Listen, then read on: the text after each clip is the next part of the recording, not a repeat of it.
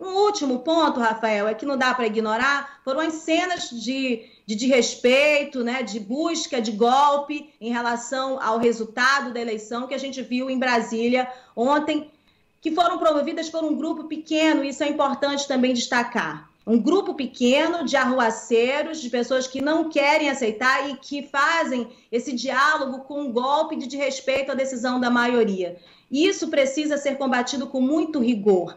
Nesse ponto, eu consegui compreender de outra forma o discurso do Alexandre de Moraes e do próprio Lula durante a diplomação. O do Alexandre de Moraes foi extremamente rigoroso em relação a quem comete crimes e de respeito a tudo que se tem de estrutura jurídica, democrática nesse país. Ele disse que a justiça eleitoral continuará sendo muito rigorosa e tem uma série de coisas a serem enfrentadas no pós-eleições, que são os processos, resultados, as análises desses processos e o que ele cria, né, de premissa e de direcionamento para outras pessoas que pensem em cometer atos como os que foram cometidos durante a eleição e ontem também. Esse é um dado. E eu acho que o Alexandre de Moraes tinha de ser, mais uma vez, rigoroso e precisa continuar sendo rigoroso na análise desses processos, sim, porque eles vão traçar parâmetros, eles serão divisores de água e nós precisamos. Embora o presidente Bolsonaro tenha sido derrotado, o que ele defendia, o bolsonarismo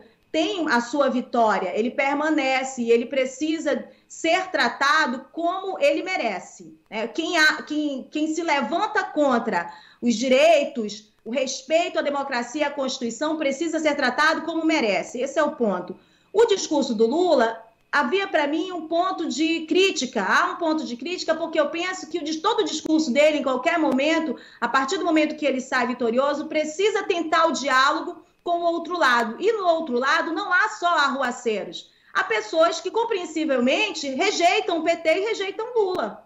Ok. Então precisa tentar o diálogo com essas pessoas. E na fala emocionada dele, que a gente já justificou tudo, a gente compreende por que ele se emociona, ele abriu mão da busca desse diálogo, que foi algo que eu percebi que foi a prioridade no primeiro discurso dele depois da vitória. Isso é um ponto de crítica. Mas quando você percebe que o outro lado ainda está muito empenhado e decidido em incentivar esse tipo de ato contra o país e contra a democracia, a gente percebe que sim, é preciso ser muito rigoroso, inclusive na mídia, contra esse tipo de pessoa e contra esse tipo de ação. Quem quiser se distanciar desse tipo de gente precisa optar por outras falas e outros apoios. Não dá para apoiar atitudes de golpe e antidemocrática. A partir de agora, a gente precisa de uma nova história. Há novos deputados eleitos, há novos senadores eleitos, há governadores eleitos e há um presidente eleito. A gente precisa começar, dentro dos critérios democráticos, a refazer o país, a analisar, criticar, verificar que atos são esses e reiniciar a história. Não precisa estar voltando atrás e colocando essas pessoas como protagonistas e dando a elas espaço que elas não merecem na história